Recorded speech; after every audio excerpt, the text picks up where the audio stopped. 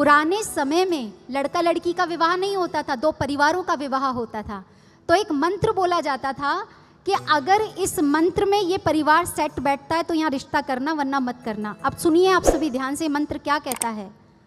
आद्यो कुलो, सबसे पहले इनका कुल देखिए, उसके बाद विद्या, इनकी एजुकेशन सेकंड नंबर पे, उसके बाद वयः, कहते हैं ना वयो वृद्ध, आयु भी थर्ड नंबर पर देखिए। पहले नंबर पे क्या देखना, इनका कुल, फिर इनकी विद्या, फिर इनकी आयु, और देखिए फिर इनका चरित्र देखना, कैरेक्टर कैसा है, फिर इनका धन देखना, फिर कहा फिर रूप देखना, और फिर देश देखना।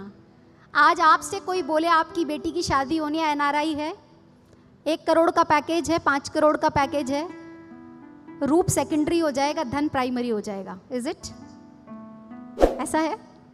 पहले कुल, कुल के बाद क्या बोला, एजुकेशन, विवेकी है कि नहीं है लड़का और लड़की दोनों, क्योंकि उन्हें ग्रस्त चलाना है आगे। आयु उसके बाद, चरित्र उसके बाद, धन उसके बाद, और रूप देखिए कितना लास्ट में जाकर गया। आज की देखिए स्थिति क्या है। सबसे पहले देखते हैं ब्यूटीफुल कपल होना चाहिए, लड़की कितनी सुंदर है, लड़का कितना सुंदर है, और रहते कहाँ हैं। उन्होंने कहा देश तो सबसे एंड में है, सबसे पहले कैसे, कुल से हैं, क्योंकि कुल से इंसान के चरित्र का पता चल जाता है, कैसा परिवार है, इनके माता पिता कैसे हैं, इनके आगे के जो अग्रज रहे हैं वो कैसे हैं। आज इस स्थान पर मैंने इस श्लोक का जिक्र क्यों किया, आपको समझ आ गया होगा? आया है समझ में? नहीं आया? कोर्ट में जाकर देखिए।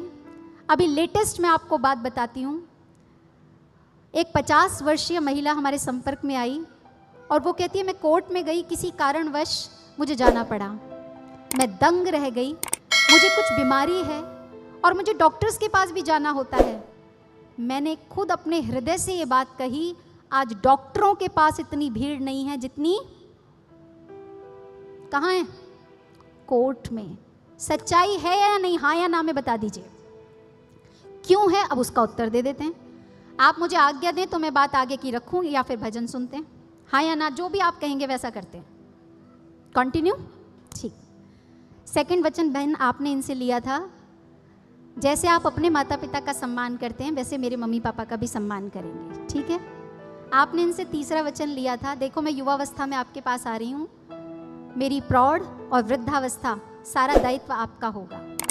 आज से पहले आप अकेले रहते थे, कोई रिस्पॉन्सिबिलिटी नहीं थी, अब मैं आपके साथ बंध रही हूँ, आपको रिस्पॉन्सिबल बनना होगा।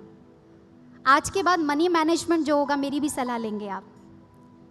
कभी भी मेरे फ्रेंड सर्कल होगा, मेरे परिवार के लोग होंगे, आप मेरी इंसल्ट नहीं करेंगे, आप जुआ नहीं खेलेंगे।